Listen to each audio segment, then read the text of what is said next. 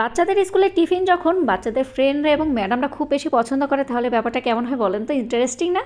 আসসালামু আলাইকুম আপনাদের সবাইকে। আপনারা সবাই কেমন আছেন? আমি আলহামদুলিল্লাহ ভালো আছি।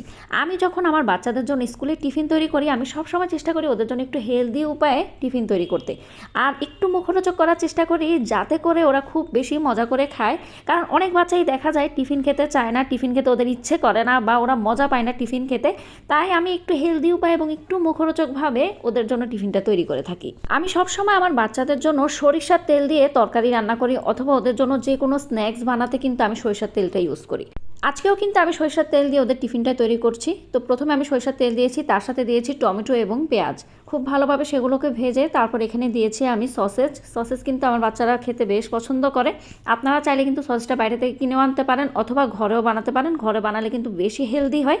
তারপর এগুলোকে ভাজার পর আমি দিয়েছি সামান্য পরিমাণ চিকেন স্টক, সামান্য পরিমাণ লবণ। চিকেন স্টকের কিউব কিন্তু আপনারা যে কোনো খাবারে দিতে পারেন, তাহলে কিন্তু খুব বেশি মুখরোচক হবে। তারপর আমি একটি ডিম দিয়েছি, ডিমটাকে খুব ভালোভাবে সবকিছুর সাথে ভেজে নেওয়ার পর এখানে দিয়েছি পেঁয়াজকলি এবং কাঁচামরিচ। এরপর সিদ্ধ করা কোকোলা নুডলস দিয়েছি। কোকোলা নুডলসের যে মশলাটা রয়েছে সেটা কিন্তু আমি আগে ইউজ করে ফেলেছিলাম, আপনারা দেখেছেন।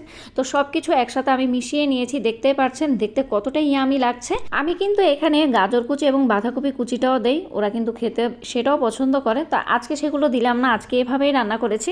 দেখুন কতটা লোভনীয় লাগছে। আপনারা চাইলেও কিন্তু বাচ্চাদেরকে এইরকমভাবে টিফিন বানিয়ে দিতে পারেন স্কুলের জন্য, তাহলে কিন্তু বাচ্চারা খেতে খুব বেশি মজা পাবে।